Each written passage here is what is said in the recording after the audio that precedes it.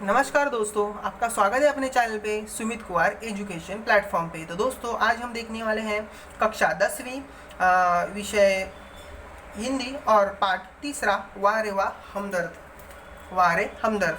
तो दोस्तों, इसके लेखक हैं घनश्याम अग्रवाल। तो दोस्तों, हम पाठ को शुरुआत करते हैं। हम लोग प्रथमतः इसका पाठ पढ़ने वाले हैं और हम बाद में उसका स्वाध्याय भी देखेंगे। उस दिन जब मैं पूंजीवादी और समाजवादी अर्थव्यवस्था पर भाषण सुनकर आ रहा था तो सामने एक कार आ रही थी। भाषण के प्रभाव से मेरी साइकिल को अधिक जोश आया या कार को गुस्सा अधिक आया, यह मैं निश्चित रूप से नहीं कह सकता। किंतु मेरी साइकिल और वह कार जब करीब आए तो विरोधियों की तरह एक दूसरे को घृणा की नज़रों से देखते हुए आपस में जा भिड़े। मैंने खामखाही पूंजीवाद और समाजवाद के झगड़े में टांग अड़ाई।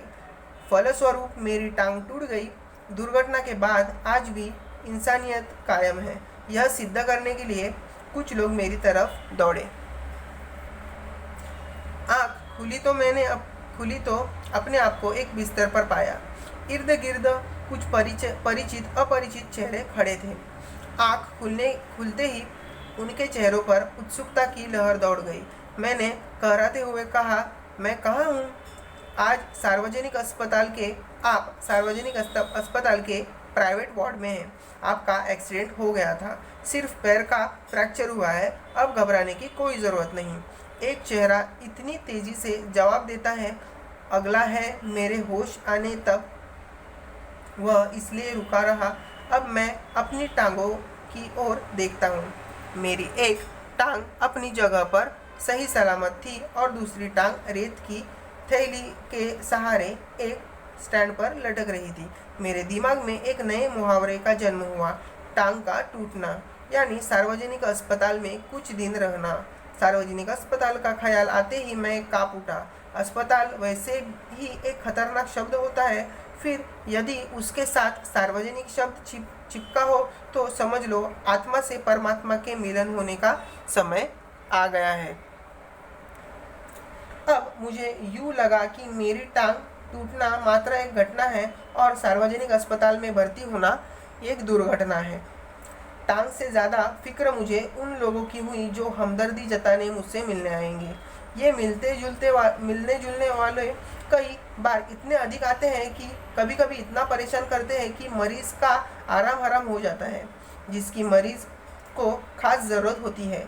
जनरल वार्ड का तो एक नियम होता है कि आप मरीज़ को एक निश्चित समय पर आकर ही तकलीफ़ दे सकते हैं, किंतु प्राइवेट वार्ड यह तो एक खुला निमंत्रण है कि हे मेरे परिचितों, रिश्तेदारों, मित्रों, आओ जब जी चाहे आओ, चाहे जितनी देर रुको, समय का कोई बंधन नहीं। अपने सारे बदले लेने का यही वक्त है।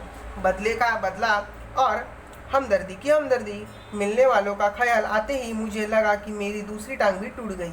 मुझसे मिलने के लिए सबसे पहले वे लोग आए जिनकी टांग या कुछ और टूटने पर मैं कभी उनसे मिलने गया था। मानो वे इसी दिन का इंतज़ार कर रहे थे कि कब मेरी टांग टूटे और कब वे अपना एहसान चुकाएं।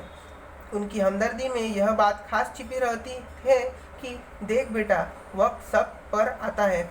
दर्द के मारे एक तो मरीज़ को वैसे ही नींद नहीं आती, यदि थोड़ी बहुत आ भी जाए तो मिलने वाले जगा देते हैं। खासकर वे लोग जो सिर्फ औपचारिकता निभाने आते हैं।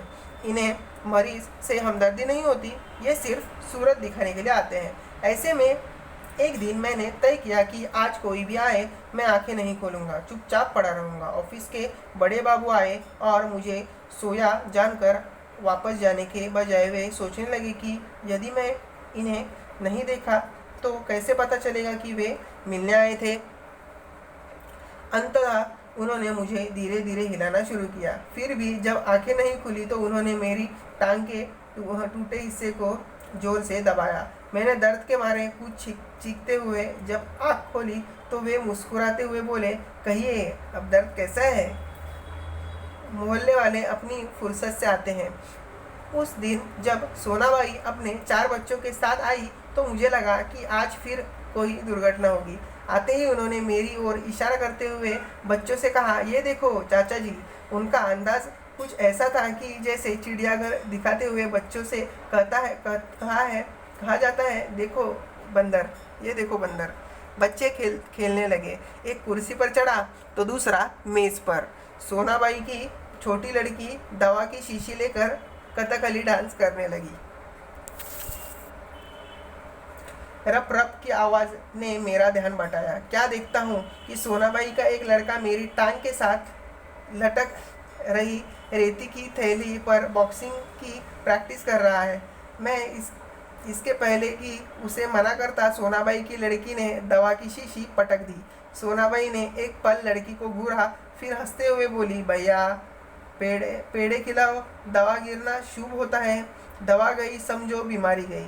इसके 2 घंटे बाद सोनाबाई गई, यह कहकर कि फिर आऊँगी। मैं भीतर तक काँप गया। कुछ लोग तो औपचारिकता निभाने की हद कर देते हैं, विशेषकर वे रिश्तेदार जो दूसरे गांव से मिलने आते हैं। ऐसे में एक दिन एक टैक्सी कमरे के सामने आकर रुकी।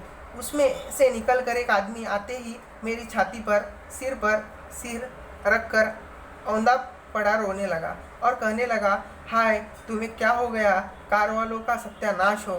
मैंने दिल में कहा कि मुझे जो हुआ सो हुआ, पर तू क्यों रोता है, मुझे क्या हुआ। वह थोड़ी देर में मेरी छाती में मुंह गड़ाए तो रोता रहा, फिर रोना कुछ कम हुआ। उसने मेरी छाती से गर्दन हटाई और जब मुझसे आंखें मिलाई तो एकदम चुप हो गया। फिर धीरे से हंसते हुए बोला, माफ़ करना, मैं गलत कमरे में आ गया था। आजकल लोग ठीक से बताते तो भी नहीं। गुप्ता जी का कमरा शायद बगल में ही है। हे, अच्छा भाई माफ़ करना, कहकर वह चला गया। अब वही रोने की आवाज़ मुझे पड़ोस के कमरे में सुनाई पड़ी। मुझे उस आदमी से अधिक गुस्सा अपनी पत्नी पर आया, क्योंकि इस प्रकार रोता देख पत्नी ने उसे मेरा रिश्तेदार या करीबी मित्र समझकर टैक्सी वाले को पैसे भी दे दिए थे। हमदर्दी जताने वालों में वे लोग ज़रूर आएंगे जिनकी हम सूरत भी नहीं देखना चाहते। हमारे शहर में एक कवि हैं, श्री लपकानंद। उनकी बेतुकी कविताओं से सारा शहर परेशान है। मैं अक्सर उन्हें दूर से देखते ही भाग खड़ा होता हूँ। जानता हूँ जब भी मिलेंगे इस 10-20 कविताएं पिलाए बिना नहीं छोड़ेंगे।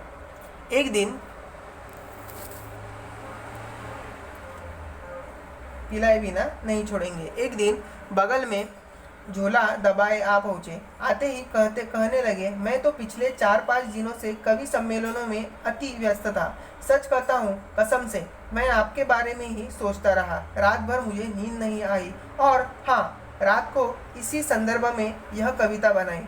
यह कह झोले में से डायरी निकाली और लगे सुनाने। असम की राजधानी है शिलोंग। मेरे दोस्त की टूट गई है टांग।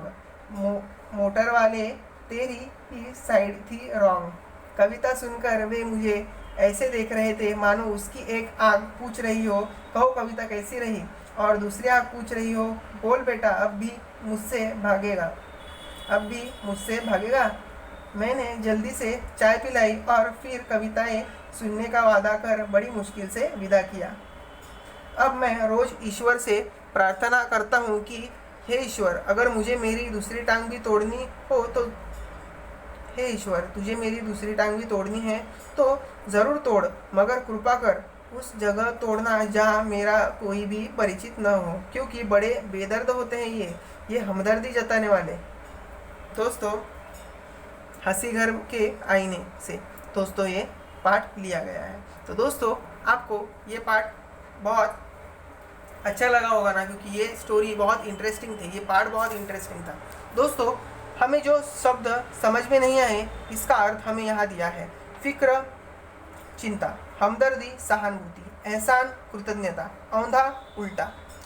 मुहावरे, टांग उड़ाना, बाधा डालना मतलब परेशानी खड़ी कर देना, काँप उठना, भयभीत होना।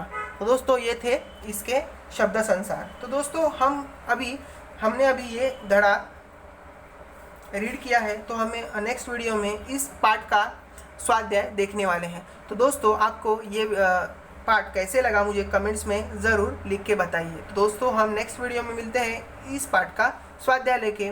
तब तक दोस्तों आप मेरे चैनल पे नए हो तो चैनल को सब्सक्राइब कीजिए, लाइक कीजिए और शेयर करना ना भूलिए। बाजू की बेल आइकन दबाइए जिससे आपको आने वाली वीडियो प्रथमता देखने को मिलेगी। तो दोस्तों वीडियो पूरा देखने के लिए धन्यवाद। मिलते हैं ऐसे ही नए नए वीडियो लेके। तब तक बाय बाय।